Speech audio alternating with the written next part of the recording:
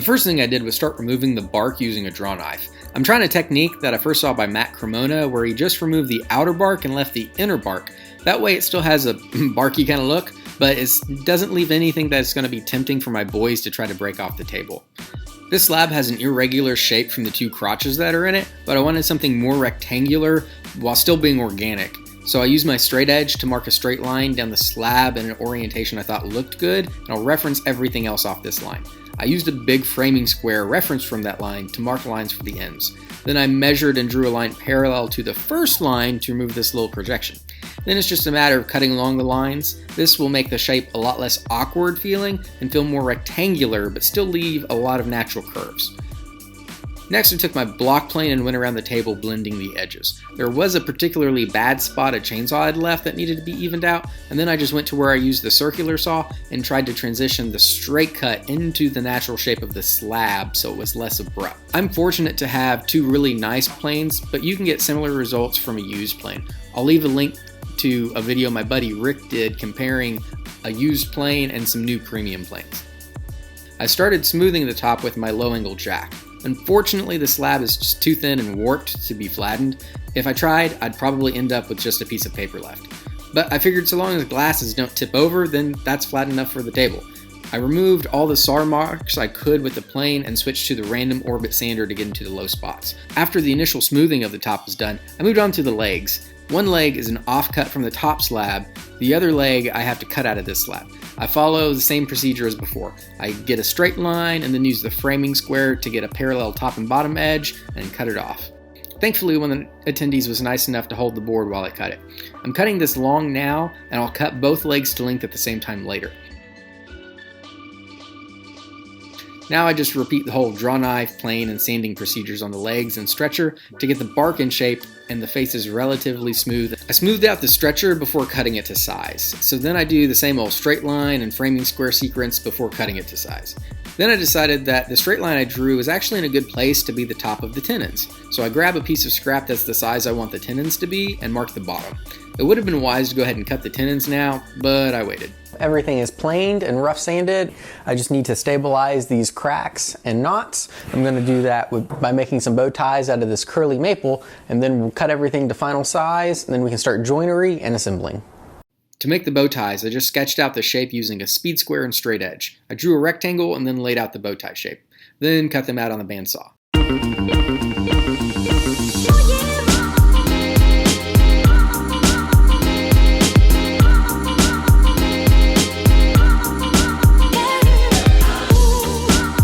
The bandsaw cut was pretty rough though, so I clamped it in the little vise on my bench and smoothed them out with a chisel.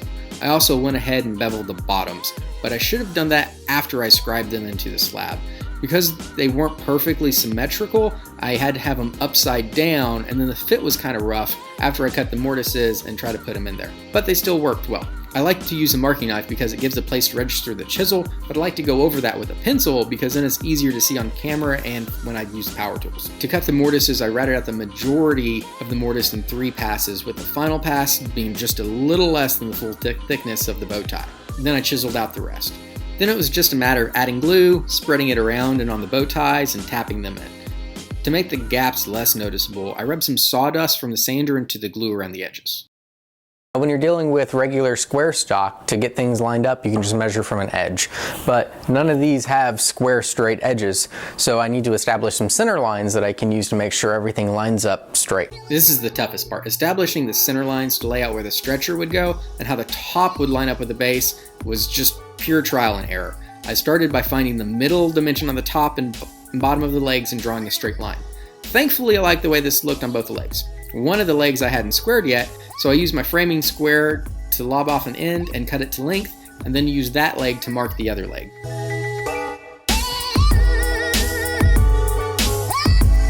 I started laying out the bottom of the table by marking how far I wanted the legs inset from the ends. Then I found the middle of those lines and laid out my straight edge.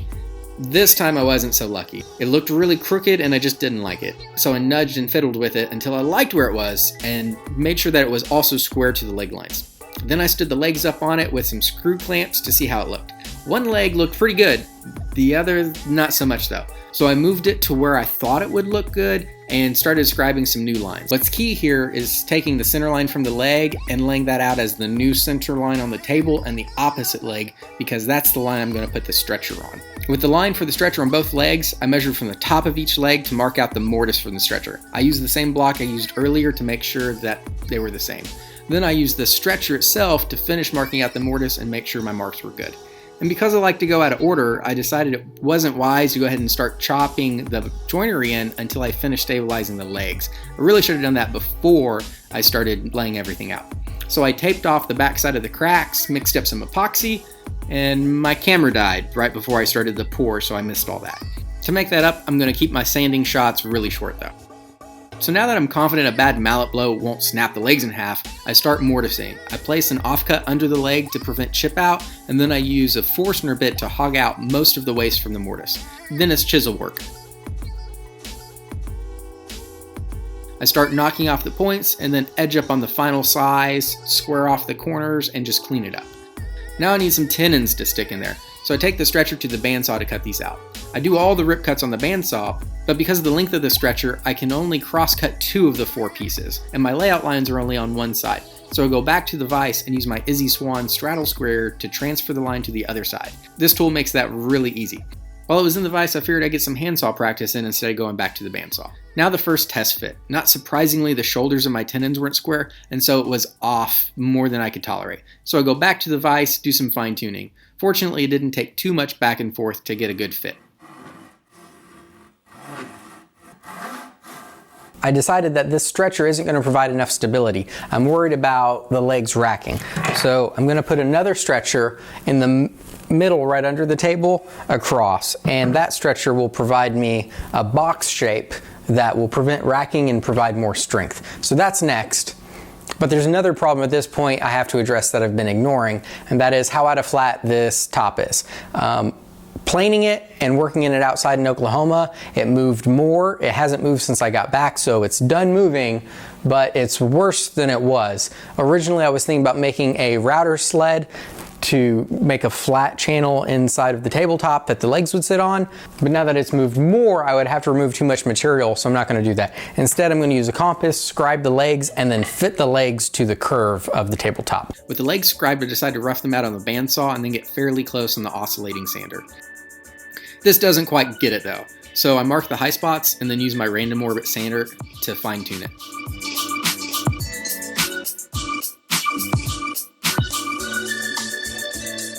I can now cut out the mortise, rabbet. I really don't know what you'd call this type of joint for the top stretcher. I use the board itself to lay it out and then cut it out with a router.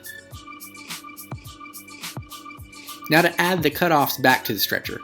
I put them on the stretcher backwards to mark the material I need to remove and then chop off the excess at the miter saw. I use my ice pick to make marks on the bottom of the tabletop where the center line is so I can line this up after finishing, and then it's time for lots and lots of sanding. I use a rag with denatured alcohol to wipe off the dust and also highlight any bad spots that need more attention, like this tear out here that I missed. I also wet sand the epoxy up to 1200 grit to get it more clear. The last step before gluing it all together is putting on the feet. I didn't want to put an arch on the bottom of the legs, so if this goes on a floor that isn't dead flat, the table would rock. Having adjustable feet fixes that problem. I just epoxy in some T-nuts and use some Rockler chair levelers. Now we can finally glue up. One thing I like to do is preset all of my clamps before I start spreading glue. That just takes a whole lot of stress out of glue up. With it all set, I use my tape to make sure everything is square, then I start mopping up some of the excess glue with a wet paper towel.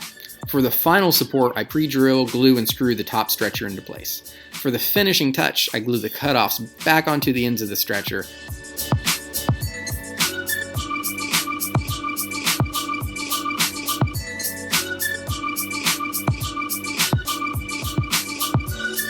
I just took all the clamps off and I'm really excited because it means I'm almost there. Have a few more detail touches to do before we can move to finish and see how all this grain really comes out. Now, if my goal here was to make you think I'm an amazing woodworker, I wouldn't show you what I'm about to. But what I try to do with these videos is inspire you to make something, whether it's something like this or something totally different, because making stuff isn't about chasing perfection or being a perfect craftsman. It's about learning how to work with your mistakes or hide them. Another tip I picked up is always reserve some fine sanding dust from your project. I mix it with wood glue to make a perfectly tinted wood filler to help patch gaps. This isn't a perfect fix, but it's way less obvious than the gaps would be. Another thing I like to do is not perfectly fill all of the gaps and leave a little bit, so that way when you look at this, you can tell that it is a handmade product. The last thing to do before finish is cut in some slots with the biscuit joiner for the tabletop clips to go into. And now, my favorite part, the first coat of oil. This isn't sponsored, but Mylands was kind enough to give me some of their wood finishing oil to try on this, and I think it just looks great. I did an overly complicated finish on this just so I could experiment with techniques I hadn't done before. I did a flood coat of oil on the top and rubbed a coat on the base. There wasn't a big difference, but I did like the way rubbing the oil in looked better than doing the flood coat. After it dried, I scuffed everything, dusted it, and then rubbed a second coat of oil on everything. After giving that a few days to cure, I mixed up some super blonde shellac and brushed on 2 coats, and then rubbed a third coat on, sanding and dusting between every coat. I much preferred rubbing the shellac to brushing it. I don't think I'm going to brush again. I wanted the top to have more protection than just the shellac offered though, so I used a polyurethane on both sides of the top. Finishing wise, whatever you do to one side of the board, you want to do to the other to keep it more stable. So I did 3 coats of General Finishes High Performance and Gloss to build up a very clear finish, and then top coated it with satin to bring the sheen down. With the finish dry, all that was left was attaching the top to the base with the tabletop clips and taking glamour shots.